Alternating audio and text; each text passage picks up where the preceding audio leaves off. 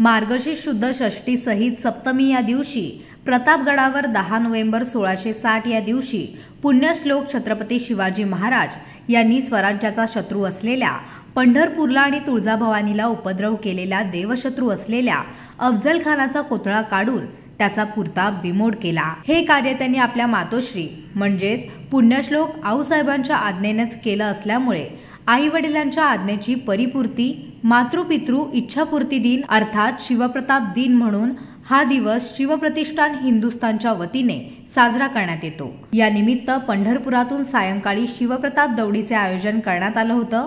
यावेळी शिवरायांच्या पुतळ्याचं पूजन करण्यात आलं आणि शिवसूर्य हृदय याच्या पठणाने ध्येयमंत्र प्रेरणामंत्र यांच्या पठणाने त्याची सांगता करण्यात आली। अखंड हिंदुस्थानभर आज मार्गशीर्ष सप्तमी रोजी शिवप्रतिष्ठान हिंदुस्थानच्या वतीने मातृपितृ दिन म्हणजेच शिवप्रताप दिन या ठिकाणी मोठ्या प्रमाणावर साजरा करण्यात आला। पुण्यश्लोक छत्रपती शिवाजी महाराजांमुळेच आज आपण या ठिकाणी राहतोय, जगतोय, हिंदू म्हणून वावरतोय। हिंदुस्थानला स्वातंत्र्य मिळवून द्यायचं काम शिवछत्रपतींनी ज्या अफजल्याला मारून मोठ्या प्रमाणावर संपूर्ण जगाला विश्वाला दाखवून दिलं की आम्ही आमचं राज्य या ठिकाणी स्थापन करू शकतो। किती मोठा जिहादी आला तरी आम्ही त्याला नेस्तनाबूत करून त्यांना समूळ नष्ट करून आम्ही आमचं राज्य स्थापन करू शकतो। त्याचंच दर्शन आपल्याला या शिवप्रताप दिनात दिसतं। दुसरंच उदाहरण म्हणजे मातृपितृ दिन।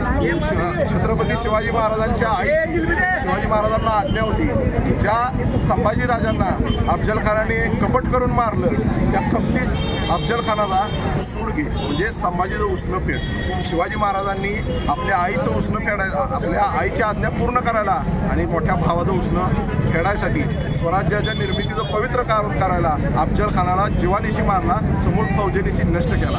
त्याचाच आज आपण पंढरपुरामध्ये मोठ्या प्रमाणात उत्सव करून मिष्टान्न वाटून या ठिकाणी साजरा केलेला आहे। मोठ्या प्रमाणावर वारकरी बांधव शिवभक्त या ठिकाणी उपस्थित होते। तरी इथून पुढं असाच या मोठ्या प्रमाणात हा उत्सव सुरू